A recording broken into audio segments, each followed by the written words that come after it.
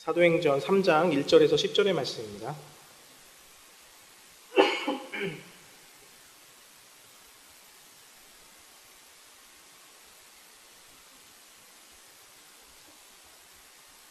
사도행전 3장 1절에서 10절. 사도행전 3장 1절에서 10절 말씀입니다. 제가 한 절, 여러분이 한 절 교독하도록 하겠습니다. 제9시 기도 시간에 베드로와 요한이 성전에 올라갈새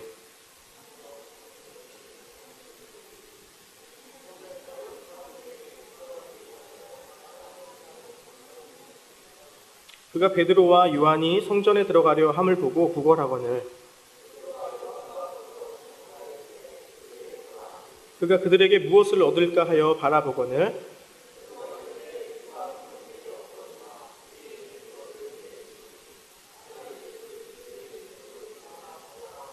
오른손을 잡아 일으키니 발과 발목이 곧 힘을 얻고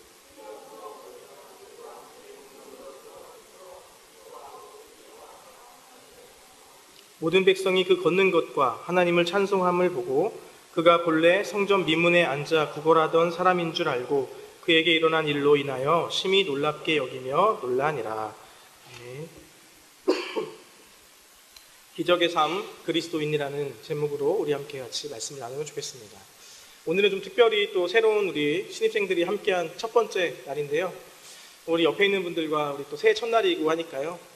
새해 복 많이 받고 새해는 다 잘 될 거야 뭐 이런 말도 안 되는 것 같지만 그런 축복을 함께 했으면 좋겠습니다. 함께 옆에 있는 분 한 두세 분과 함께 해놓을까요? 새해 복 많이 받고 새해는 더 잘 될 거야 이렇게 새해는 더 잘 될 거야 이렇게 앞뒤로 잘 몰라도 이렇게 축복하고 또 또래끼리 축복하시면 좋겠습니다. 여러분 정말 새해에는 우리가 생각하고 기획하고 꿈꾸었던 많은 일들이 참 이루어지는 귀한 날들이 우리에게 펼쳐지면 참 좋겠습니다. 여러분 오늘 성경을 이제 볼 때 오늘 기적에 대한 이야기를 좀 하려고 하는데요. 이 성경을 해석할 때 가장 중요한 관점 중에 하나는 성경을 기록한 저자의 관점을 바라보는 겁니다.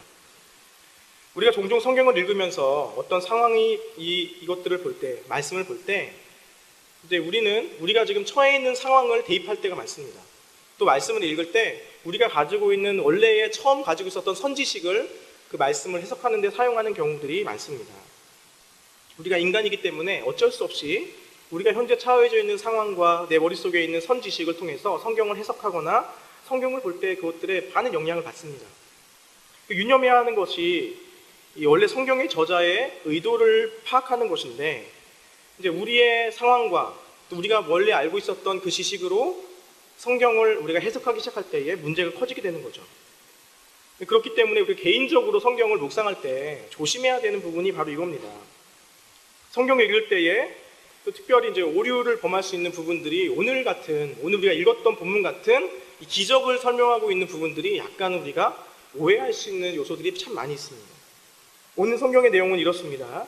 여러분 오순절 성경 사건을 아십니까? 오순절 성령 사건 사도행전 2장에 등장하는데요.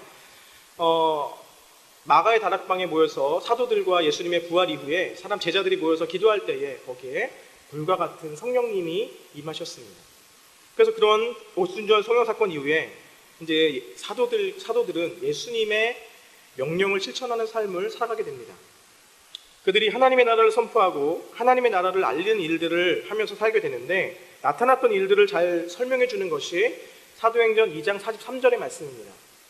어떻게 얘기하고 있냐면 2장 43절을 한번 우리 가까이 있으니까 한번 찾아볼까요? 2장 43절 사람마다 두려워하는데 사도들로 말미암아 기사와 표적이 많이 나타나니 이렇게 얘기하고 있습니다.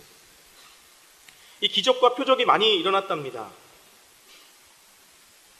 사도들이 하나님의 복음을 전하고 또 하나님의 말씀을 전하는 가운데 기적이 많이 일어났다는 것들을 얘기하고 있어요. 근데 그 중에서도 오늘 이 본문도 그 기적 중에 하나일 겁니다. 그런데 이 기적을 사도행전 3장에 기록하고 있다는 거예요. 아마도 많은 사람들이 보고 경험한 사건이 어쩌면 사도행전 3장의 이야기일 것이라는 것입니다. 이제 베드로와 요한이 그렇게 제9시에 기도하러 성전에 올라갔죠. 이제 성전에 올라가는데 그 미문의 성전 입구에 걷지 못하는 사람 하나가 있었습니다. 그리고 그가 베드로와 요한 올라오는 것을 보고 그에게 구걸을 하게 되죠.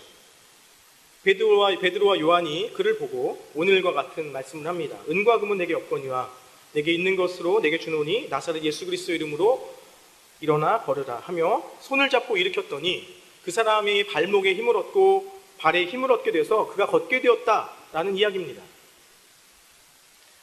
이 사도행전에서 그 누가가 이 사도행전을 기록했는데 이 사도들의 많은 행적들이 많지 않습니까? 그런데 그 중에서도 그 가운데에서도 이 사건을 대표적으로 기록하고 우리에게 던지고 싶은 메시지가 무엇일까요?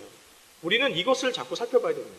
이 저자가 이 많은 사건과 많은 이적들 중에서도 왜 이 하필이면 이 사건을 여기에 기록하고 있는가? 이 부분에 대해서 우리가 관심을 가지고 바라봐야 됩니다.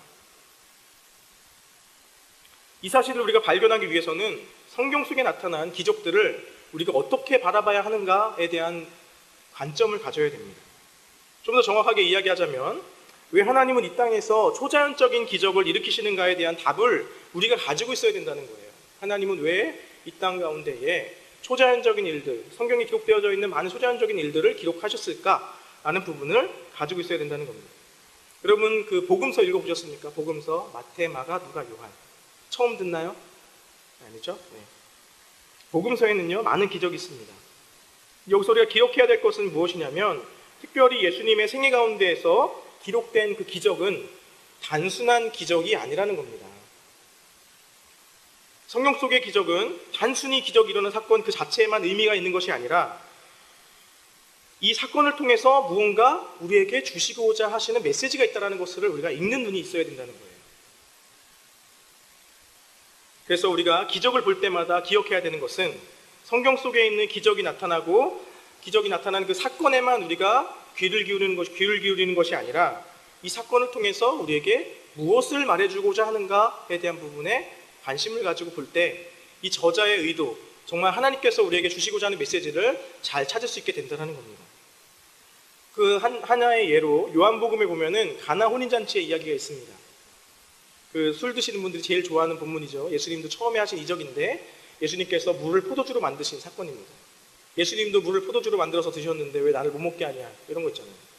예수님도 처음 하신 기적이 포도주 만드는 일이었는데 왜 나보고 술 못 먹게 하냐 막 이런 거 있잖아요. 하여간 이게 가나안 혼인잔치의 첫 번째 이적입니다. 예수님께서 그 가나안 혼인잔치에 가시게 됩니다. 거기서 그 잔치 안에서 포도주가 떨어지게 되죠. 그러자 혼인잔치에 포도주가 떨어지게 되자 예수님이 물을 항아리에 담으라고 합니다. 그 한일 시켜서 물을 항아리에 담으라고 하고 그 물을 사람들에게 갖다 주라고 합니다. 그런데 그게 포도주로 변해져 있었어요. 이게 첫 번째 포도주 이적입니다. 이 가나 혼인잔치에서 물이 포도주로 변하는 사건은 이 가나 혼인잔치에 있었던 그 혼인을 치르고 있었던 그 주인의 필요를 채워주기 위해서만 이루어진 기적이 아니라는 겁니다. 물론 이 사건을 통해서 그때의 잔치를 치르던 혼주들은 약간 어려움에 봉착했었는데 예수님의 도움으로 그것이 그냥 말끔하게 문제없이 잘 끝나게 되었죠. 그것은 맞는 이야기입니다. 그런데 예수님께서 그곳에서 기적을 일으키신 이유는 단순히 포도주가 부족했기 때문에 포도주를 물로 만든 그것의 의미가 있는 것만은 아니라는 겁니다. 그럼 어떤 의미가 있는가?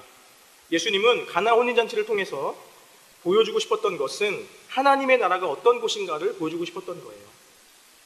하나님의 나라가 어떤 곳이냐 하면 그곳은 잔치가 있고 기쁨이 있는 곳이다 라는 것인데요. 그런데 이 땅에서의 잔치는 기쁨이 있지만 곧 사라질 기쁨이라는 겁니다. 이 땅에서의 잔치는 기쁘고 즐겁지만 곧 사라질 것이라는 거예요. 그런데 하나님 나라의 잔치는 기쁨이 끊이지 않고 그 잔치가 영원하다라는 것들을 말해주기 위해서 이 땅에서는 포도주가 떨어지면서 잔치가 끝나지만 그러나 하나님의 나라에서는 그 잔치가 끊이지 않는다라는 것들을 알려주시기 위해서 포도주 이적을 우리에게 보여주신 겁니다. 하나님 나라는 부족함이 없고 그 부족함이 없는 것으로 말미암아 끊임없이 잔치의 기쁨이 이어지는 곳이 하나님 나라의 참된 모습이라는 것을 보여주기 위함이었습니다. 단순히 물이 포도주로 변해서 그 혼주의 마음을 채워주었다, 혼주의 필요를 채워주었다라고 하는 그것이 아니라 기적을 통해서 하나님 나라가 어떤 곳인지에 대해서 보여주기 위해서 예수님이 기적을 베풀었다는 겁니다. 기적에는요, 궁극적인 목표가 있다는 거예요. 단순히 놀라운 일이 생겼어, 우와, 이게 아니라 그 기적 뒤에 하나님의 의도가 있는데 그걸 읽으면 우리의 신앙이 자란다는 겁니다. 첫 번째로 주님께서 기적을 베푸는 이유는 하나님 나라를 보여주기 위해서 우리에게 기적을 베푸십니다. 또 하나는 예수님께서 자신이 하나님이시다라는 것들을 증명하기 위해서 기적을 베푸십니다. 그래서 사복음서에는 예수님 베푸신 기적들이 많이 있고 다 그런 의미들을 가지고 기적을 베풀고 있습니다. 근데 또 하나의 기적의 의미가 있는데 그것은 하나님이 하나님의 하나님 되심을 선포하기 위해서 기적을 행하고 있다는 것입니다. 하나님의 하나님 되심을 나타내시기 위해서. 이것이 잘 나타나고 있는 것이 출애굽기에 나오고 있는 10가지의 재앙입니다. 10가지의 기적. 여러분 출애굽기의 10가지의 기적 아시나요? 10가지 재앙? 우리 신입생들 아시죠? 네. 잘 말씀해 주셔야 돼요. 잘 모르면 또 설명을 또 쫙 해야 되니까. 출애굽기에 그 10가지 이적이 있습니다. 이제 모세가 애굽 백성들을 데리고 애굽에서 종살이하는 이스라엘 백성들을 데리고 나오려고 할 때에 바로라고 하는 그 세력이 가로막을 때에 그 바로라고 하는 세력과 대항해서 싸울 때 하나님이 보여주셨던 10가지의 기적이 있었습니다. 이 첫 번째 기적이 뭐였냐면 이제 나일강의 물이 바뀌는 것이었죠. 피로 바뀌는 것이었습니다. 이 기적의 싸움은 무엇을 말하는가 하면 참 신이 누구인가라고 하는 것에 대해서 나타내주고 있습니다.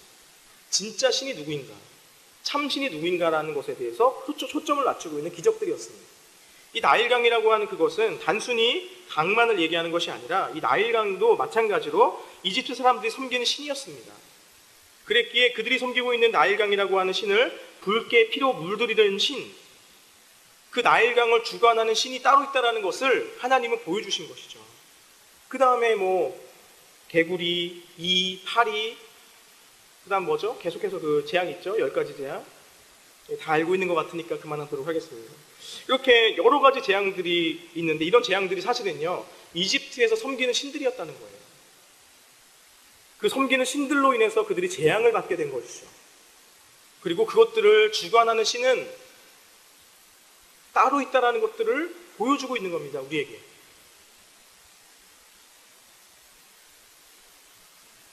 이 10가지의 기적을 통해서 여호와 하나님이 보여주고 싶었던 것은 참신이 누구인가라고 하는 부분입니다. 이 모든 것들을 좌지우지할 수 있는 권능을 가지고 있는 신이 바로 여호와 하나님이라는 것을 이 10가지의 재앙을 통해서 보여주고 있고, 이것이 10가지 기적의 의미입니다.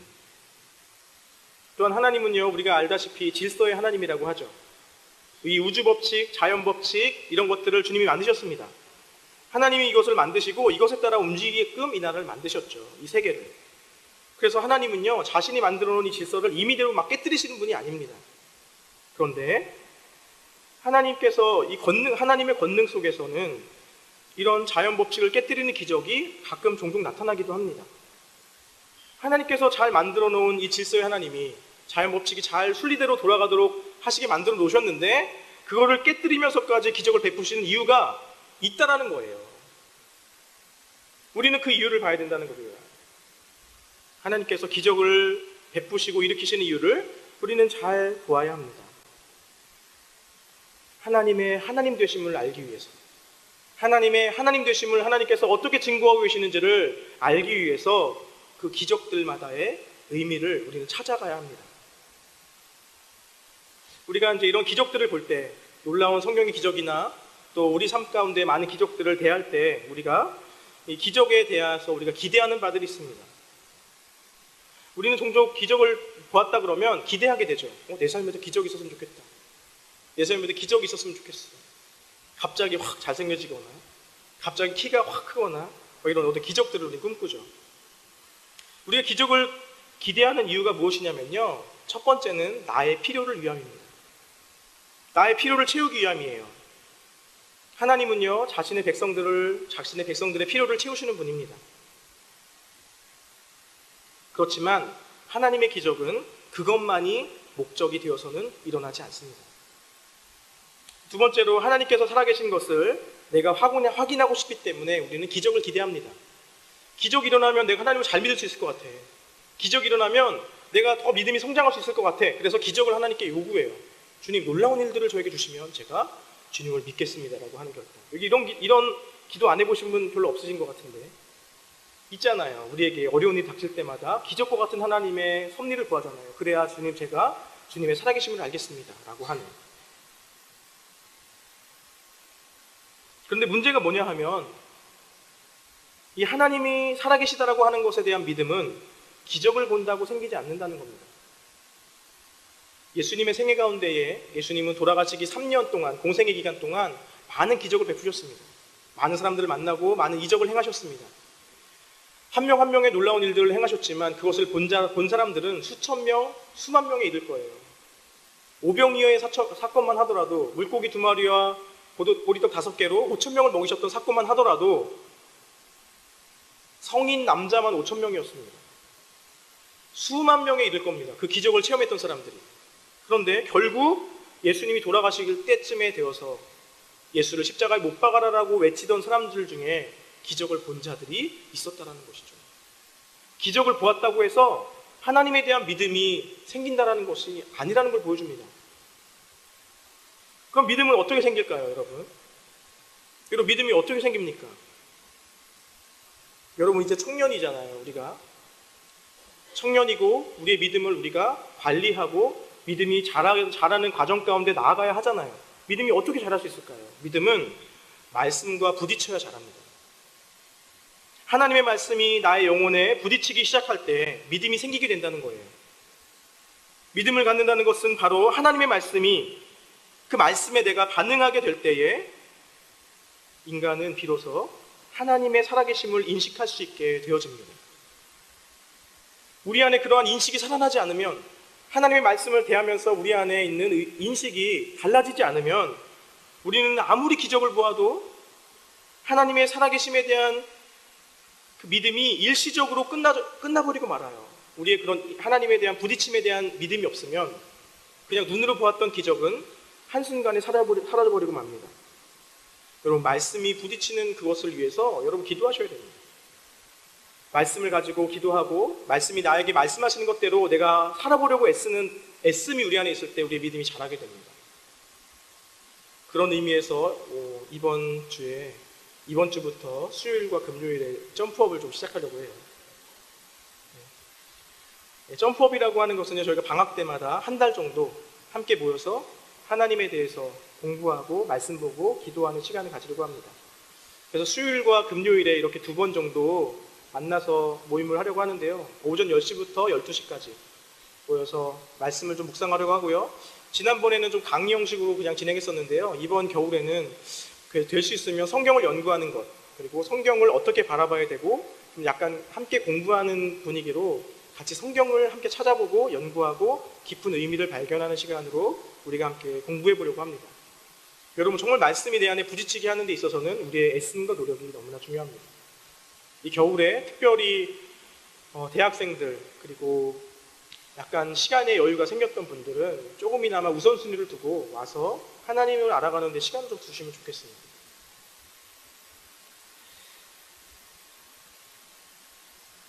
이렇게 우리의 믿음은 기적을 본다고 자라지 않습니다. 이 시대 속에서도 우리가 하나님의 살아계심을 확인하고 싶어서 우리가 기적을 원한다라고 하지만 결국 마음속에 생각해야 되는 것은 믿음은 기적을 본다고 생기는 것이 아니라는 사실을 여러분 꼭 기억하셔야 돼요. 그래서 제가 이제 여러분에게 얘기하는 것은 사실 그렇다고 해서 기적을 기대하지 말아라, 이 시대의 기적은 끝났다라는 것을 얘기하는 것은 아닙니다. 기적을 기대하되, 기적은 좋은 것이고 하나님께서 역사하시면 너무나 감사하고 좋은 것입니다. 그런데 우리의 믿음이 자라기 위해서, 나의 필요를 채우기 위해서 기적을 요구하는 방식은 아니라는 것입니다. 우리가 이 한국 땅을 살아갈 때에 우리가 이 땅을 살아가는 그리스도인으로서 이 성경에 나타나고 있는 초자연적인 기적을 볼 때 우리에게는 이 땅을 살아가는 그리스도인들은 크게 양극단의 2가지의 모습을 보여줍니다. 이 한쪽은 이제 하나님의 기적을 사모하고 꿈꾸는 자들이 있습니다. 기적을 원하는 자들. 그런데 하나님의 기적을 원하지만 너무나 이기적인 모습으로 그렇게 하나님의 기적을 원하는 경우들이 많아요.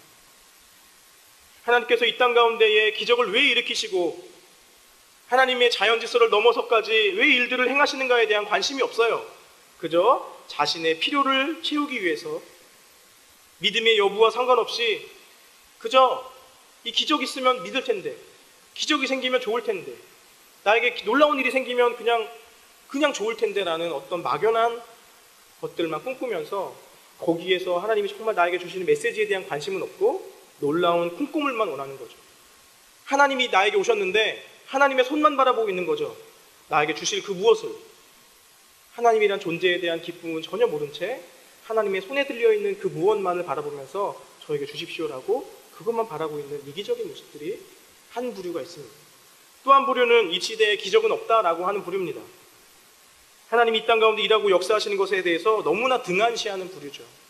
마치 시계를 만들어 놓고 거기에 이제 태엽을 감아 놓고 그냥 알아서 돌아가게끔 하고 전혀 관여하지 않는 것처럼 하나님은 그렇게 우리 세계를 그냥 알아서 돌아가게 만들어 놓으셨고 하나님은 더 이상 우리에게 관여하지 않는다라고 말했던 이신론주의자들처럼 그렇게 하나님에 대한 기대를 하지 않는 사람들이 있다는 것입니다.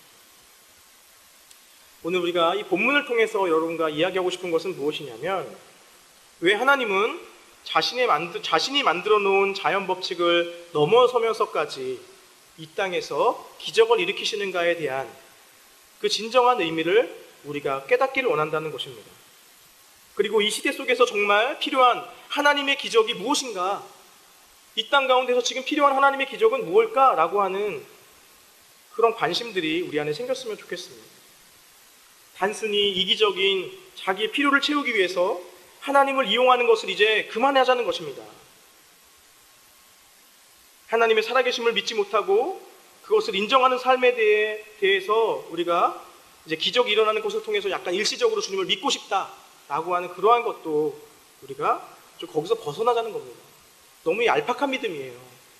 주님 뭘 보여주시면 믿을게요. 주님 뭘 보여주시고 뭔가 놀라운 일이 생기면 믿을게요 라고 하는 것은 정말 얄팍한 믿음입니다. 그것으로 우리의 믿음이 보장되지 않는다는 겁니다. 그렇다면 이 시대에 정말 필요한 하나님의 기적은 무엇일까? 오늘 본문 가운데 우리가 들어가면서 그 질문을 던지면서 우리 함께 본문을 살펴보면 좋겠습니다. 우리 질문에 답하기 위해서는 우리가 먼저 이 본문을 살펴보아야 되고 이 본문 속에서 우리의 모습을 발견해야 됩니다. 이 본문 속에는 날 때부터 걷지 못한 자의 모습이 등장하죠.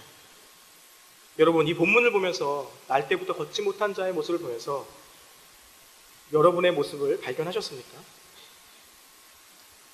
우리의 모습, 우리가 보아야 하는 우리의 모습은 날 때부터 걷지 못하는 사람의 모습 속에서 거기 그 안에 우리의 모습이 있다라는 것입니다. 여러분이 주님 앞에 나오게 되고 예배에 나올 때에 여러분의 마음가짐 가운데 가져야 할 올바른 인식은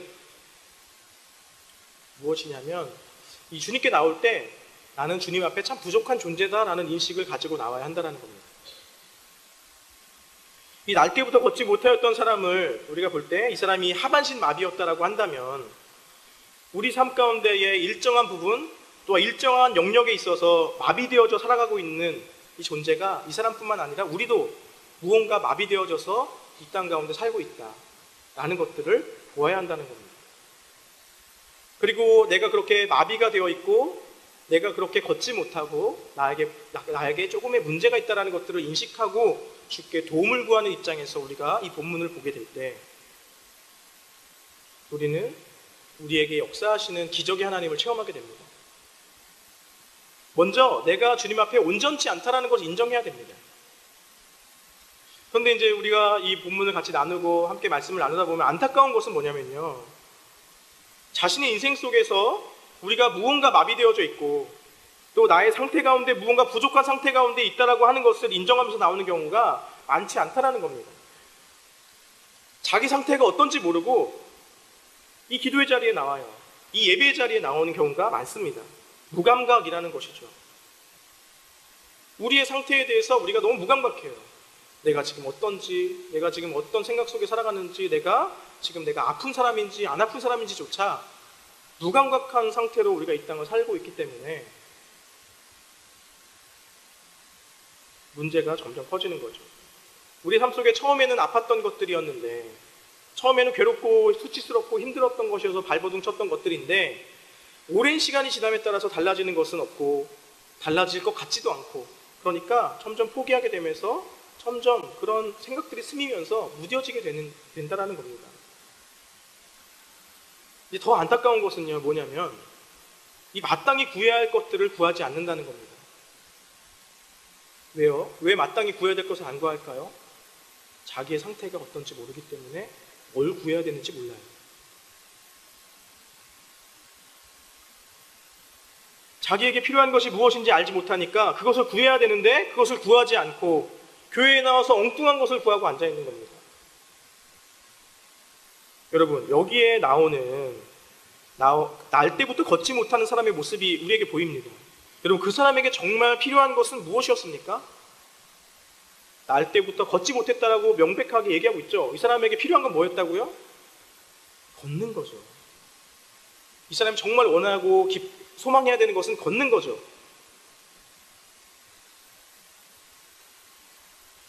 이 사람의 궁극적인 삶의 문제를 해결받는 것이 걷는 것, 그것이었는데, 그는 날마다 성전에 나와서 그가 했던 건 뭐였죠? 국어를 했습니다. 국어를. 그가 정말 여기서 구했던 것은 국어라면서 뭘 구했냐면 금과 은을 구했습니다. 정말 필요한 것은 구하지 않고 자기에게 정말 필요한 것이 무엇인지 인식도 하지 못하고 그저 남들이 구하는 것을 같이 구하고 있는 거예요. 남들이 금과 은이 좋다고 하니까, 남들이 금과 은을 제일 삶 가운데 가장 중요한 것으로 여기니까 그저 흘러서 나도 그게 중요한 것 같아서 성전에 나와서 매일 구걸하며 금과 은을 구했습니다. 그게 정말 필요했던 것은 걷는 거였는데도 말이죠. 저는 이것이 우리의 모습이 아닌가라는 생각들을 해보게 되었습니다. 여러분, 교회에 나와서 무엇을 구하고 계십니까? 여러분도 미문에 앉아있는 걷지 못하는 사람처럼 구해야 될 것은 구하지 않고 엉뚱한 것을 구하면서 하나님 앞에 나오고 있지는 않습니까? 예수님이 필요한 우리인데, 예수님이 이 땅 가운데 우리에게 가장 중요한 존재이고 제일 필요한 분인데, 그것에 대한 관심보다는 사람들과의 원만한 관계를 구하고 돈을 구하고 더 나은 무엇을 구합니다. 근본적인 대안에 대한 인식은 없고 그저 지금 당장의 필요만을 하나님께 구하며 살아갑니다. 내가 좀 더 성장하고 성숙하기 원한다는 마음은 있지만 지금 당장 삶의 편안함을 추구하다 보니까 거기까지 가지를 못합니다. 신앙생활에 있어서도 주님과의 관계성보다도 사역으로 일로 나아가며 더 많은 은사를 구하는 그런 모습이 그러합니다. 사실 지금 주님께 치료를 받아야 되는 상황인데, 내가 아파서 치료를 받아야 되는 상황인데 자꾸 누군가를 도울 수 있게 해달라는 기도만 하고 있어요. 지금 우리의 처지와 상태에 대한 분별이 없으면 우리가 하나님께 머무르면서도 엉뚱한 것을 구하게 된다는 것입니다. 여러분, 우리에 대해서 알아야 됩니다. 지금 나에 대해서 아셔야 돼요. 나의 지금 문제가 뭔지. 우리 공동체에서 여러분, 이제 새내기들도 들어오고 또 기존에 계셨던 분들, 새로 오신 분들, 이 공동체에서 여러분들이 하셔야 되는 것은 이 안에서, 관계 안에서의 즐거움을 누리셔야 됩니다. 그리고 말씀으로 공급받으셔야 됩니다. 그리고 이 안에서 치유받으셔야 됩니다. 그리고 예수님이란 분을 인격적으로 더 알아가는 것이 먼저가 되어져야 됩니다. 그리고 내가 누구인지를 발견하는 이 시기를 우리가 이 공동체에서 보내야 하고, 그렇게 내가 누구인지를 알게 되어지는 시작을 한 사람들이 사역 가운데 들어가야 됩니다. 내가 누군지도 모르면서 어떻게 어떤 사역을 합니까? 내가 누군지도 모르는데, 내가 지금 어디가 아픈지 어디가 힘든지도 모르는데 뭘 구하겠다는 겁니까? 내 상태에 대한 객관적인 시야가 없으면서. 그러기에 우리 공동체에서 먼저 자신을 알아가는 데 많은 시간을 들여야 됩니다. 내가 지금 어디가 아프고 나의 인격적인 약점은 무엇이며 지금의 나의 성격은 언제부터 형성된 것이며 마음에 용서하지 못하는 일들은 무엇이며 지금의 나를 만드는 데 있어서 가장 큰 영향을 미친 그 가정 안에서의 나의 관계는 어떠며 가정 안에서의 관계의 역동은 어떻게 돌아가며 지금 나를 추적할 수 있는, 나를 돌아볼 수 있는 그 많은 것들을 가지고 내가 어떻게 자라왔고 어떻게 형성되었고 지금 내 생각이 어떻게 흘러가고 있는지에 대한 그림들을 우리가 파악하셔야 됩니다. 나를 알아가는 시간을 가져야 우리가 무엇을 구할지, 어떠한 방향으로 가야 될지가 보여지게 됩니다. 남들이 인격적인 하나님을 만나야 된다, 그런 얘기 많이 들었죠. 남들이 한다고 따라서 인격적인 하나님 하면서 그냥 겉모양만 인격적인 하나님을 만났다라고 여기시면 안 됩니다. 인격적인 하나님은 곧 능력이고 곧 생명이에요. 정직해지셔야 됩니다. 인격적인 하나님에 대한 경험이 없는데 경험했다라고 여기면서 나는 이제 1단계 끝났어, 이제 2단계 가야 돼. 아니요. 여러분, 그것은 사상누각입니다. 모래 위에 지은 집처럼 순식간에 무너져 버리는 거예요. 기본부터 정말 하나님을 인격적으로 만나는 그것부터 우리가 시작을 해야 우리의 믿음의 기반이 튼튼하게 형성되어져 간다는 사실을 여러분 기억해야 됩니다. 그래서 각 개인이 주님을 만나고 체험하고 경험이 있어야 그것이 나의 믿음이 되어져요. 그것에서부터 우리의 자아가 발견되어져요. 거기에서 내가 어떻게 살아가야 되는지에 대한 그림이 보여지게 됩니다.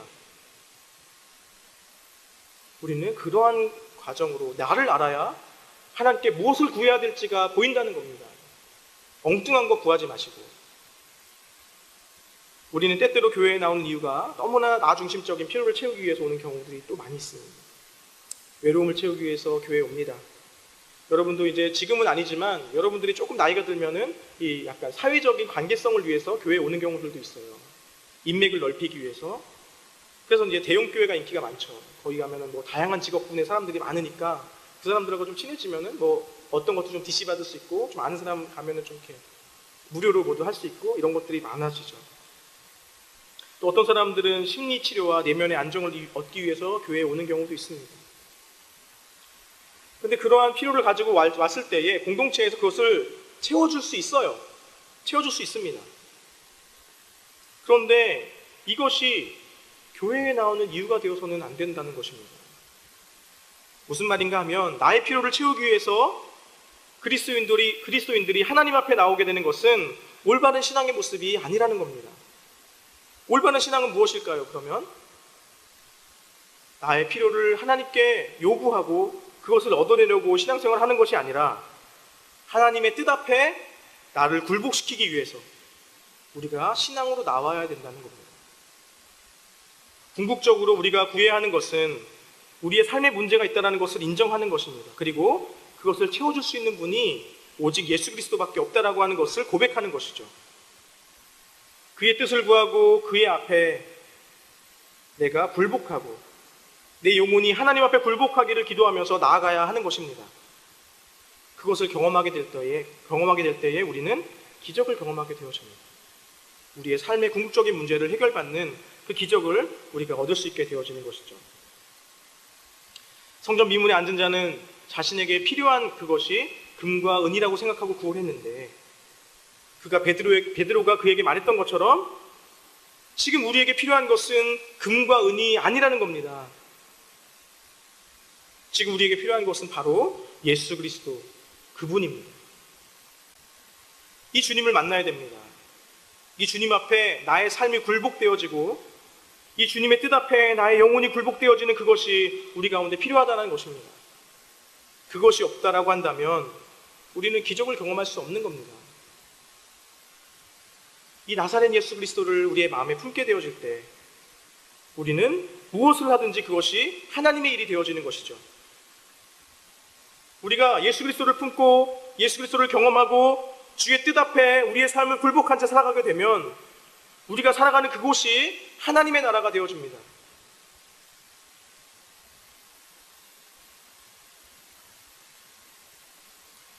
또한 우리의 삶 가운데 일어나야 되는 기적이 있습니다. 우리의 삶 가운데 드러나야 되는 기적이 있습니다. 오늘 서두에서 이야기한 것처럼 하나님의 기적을 일으키시는 것, 하나님께서 정말 자신의 하나님 되심을 나타내기 위해서 일으키시는 기적이 우리의 삶 가운데에 나타나줘야 된다는 겁니다. 나를 통해서. 우리가 우리의 삶에서 보여주어야 하는 기적은 우리가 기도했더니 안질뱅이가 일어났다라고 하는 기적, 그거 아닙니다. 우리가 기도했더니 암덩어리가 순식간에 사라져버렸다라고 하는 그 기적, 우리가 보여줘야 되는 기적, 그거 아닙니다. 우리가 보여줘야 하는 기적 또한 그리스도인들의 모습은 무엇이냐 하면 우리들의 특권을 내려놓는 것입니다. 저는 여러분들이 예수님을 잘 믿으면 좋은 직장에 갈 거라고 확신하고 믿습니다. 또 여러분들이 예수님을 잘 믿으면 예수님께서 여러분들에게 복을 주셔서 재정적인, 경제적인 그런 필요를 채우실 것이라고 믿습니다. 또 좋은 사람들을 만나게 해주실 것이고 또 좋은 사람 관계와 많은 사람들을 통해서 여러분이 정말 행복하게 살아갈 수 있을 것이라고 저는 확신합니다. 그렇지만 우리가 그리스도인으로서 이 시대 속에서 하나님의 영광을 드러내고 하나님 되심이 드러나게 하기 위해서는 우리 그리스도인들이 해야 되는 일들은 무엇이냐면 하나님으로부터 받은 이 세상적인 복들을 내려놓기 시작해야 된다는 것입니다. 다른 사람을 위해서 희생하는 일들이 여러분에게서, 우리에게서 일어나야 된다는 것입니다. 예수를 믿게 되었더니 이권을 쫓아서 살던 사람이 자신의 것을 다른 사람을 위해 내어주는 일을 하게 되었다라고 하는 소식이 교회를 통해서 흘러가야 됩니다.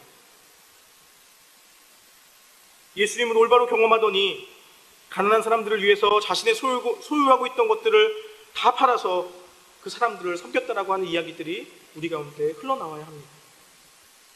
그리스도인이 되었더니 자신이 가지고 있던 재산을 자식들에게 물려주지 않고 사회에 환원하게 되어진 일도 있었다라고 하는 이야기들이 우리에게서 흘러나와야 됩니다.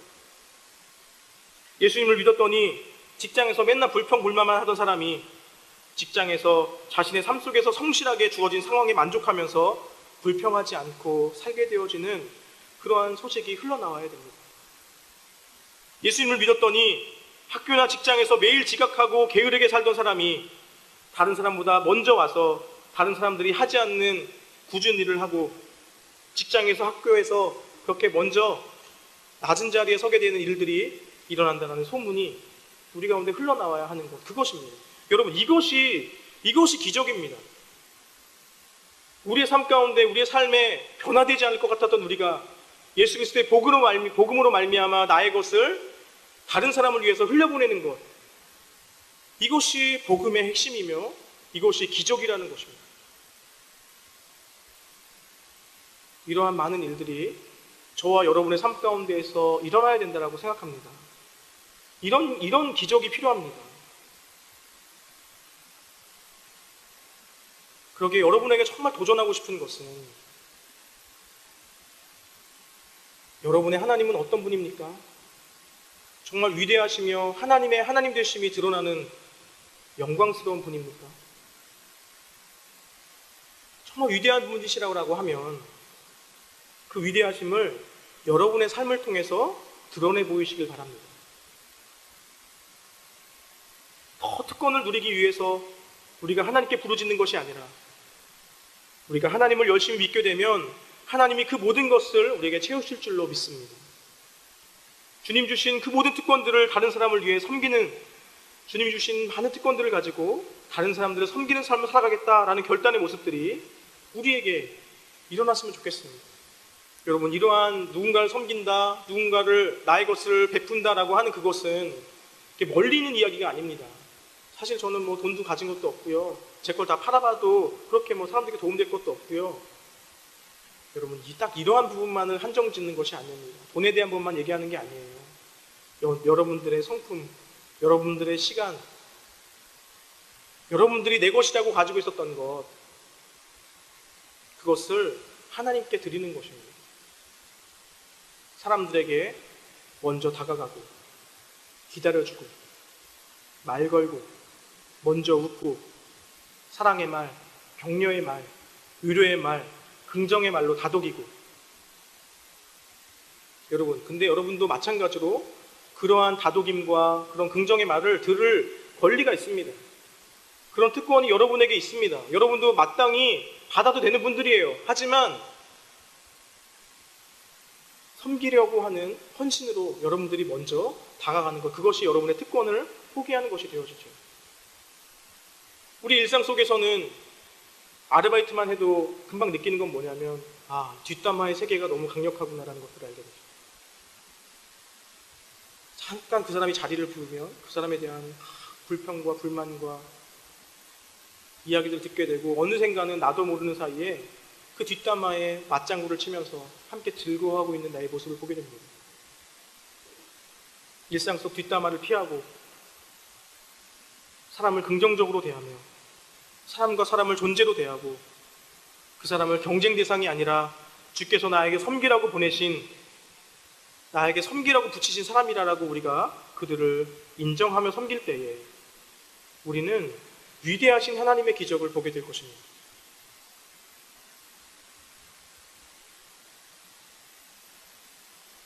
우리에게 기적은 멀리 있지 않습니다. 그저 막 놀라운 일들이 펼쳐지는 것, 그저 놀라운 일들이 펼쳐지는 것, 그것이 우리의 믿음을 한층 더 업그레이드 시킬 것이라고 여기지만 그렇지 않다라고 말했잖아요. 말씀에 부딪히며 내가 주님의 말씀대로 살아보려고 애쓰는 그 흔적들이 우리의 믿음을 더욱더 강하게 하고 견고하게 합니다. 베드로와 요한은 금과 은은 내게 없으나 내게 있는 것으로 예수 그리스도의 이름으로 선언하였는데, 이 시대 교회는 금과 은이 너무 많은 시대 가운데 있습니다. 너무 부유해진 시대 가운데 우리가 살고 있습니다. 너무나 부유해져서 예수 그리스도의 이름의 능력이 사라져 있는 그 시대를 우리가 살고 있습니다. 여러분, 이 시대를 살고 있는 우리가 정말 이 땅에서 구해야 될 기적이 무엇일까요? 진정 하나님 되심이 드러나기 위해서 우리가 사모해야 되는 그 기적은 무엇일까요? 저와 여러분이 이 질문 앞에서 정말 하나님의 영적인 깨달음이 있기를 원합니다. 참 안타까운 것은 이 시대의 한국교회가, 또 이 시대에 들려오는 교회의 소문들이 우리를 좌절하게 하고, 또 우리로 하여금 수치스럽게 하고 부끄럽게 해서 교회 다닌다라고 하는 말까지도 하지 못하게 만드는 실정이 되었습니다. 어떠한 총회에서는 자신이 총회장이 되기 위해서 반대하는 세력들, 그들을 못 들어오게 하려고 용역을 150명을 기용하는 일들이 있었습니다. 이 교회의 지도자라고 하는 사람들에게서 있었던 일이죠. 교회가 세상으로부터 지탄을 받고 사람들로부터 손가락질을 받는 그런 시대를 우리 살고 있습니다. 하나님의 하나님 되심이 주님을 믿는 사람들 때문에 하나님이 욕을 먹고 하나님의 이름이 땅에 떨어져서 사람들의 웃음거리가 된 시대를 우리가 살고 있습니다. 여러분, 이것들을 우리가 다시 끌어올리고 다시 회복하려면 어디서부터 시작해야 되겠습니까? 과연 어디서부터 하나님의 하나님 되심에 대한 삶을 어떻게 우리가 이 땅 가운데 증거할 수 있겠습니까? 여러분이 있는 곳에서, 여러분이 머무는 곳에서 나사렛 예수 그리스도의 이름의 능력으로 선한 일을 하십시오. 여러분이 머무는 그곳에서 나사렛 예수 그리스도의 이름으로 여러분의 특권을 포기하고 사람들을 섬기십시오. 그럴 때에 믿음의 선배들이 잘못한 하나님의 명예가 다시금 여러분들을 통해서 일으켜질 것이고 세워질 것입니다. 우리의 누릴 수 있는 특권을 우리가 포기함으로, 그리고 우리의 삶 속에서, 우리 교회 속에서 일하시는 하나님을 여러분 보길 원합니다. 우리가 특권을 포기하였더니 하나님이 어떠한 일들을 행하시는지를 보기 원합니다. 우리가 희생으로 또 사랑으로 섬기는 우리의 삶으로 주님이 영광 받으시고 이 땅 가운데 짓밟혔던 하나님의 이름이 이 땅 가운데 다시 높이 들려서 주님이 영광 받으실 그것들을 기대하면서 진정 그리스도인으로 기적의 삶으로 살아내시는 저와 여러분 되기를 예수님의 이름으로 부탁드립니다.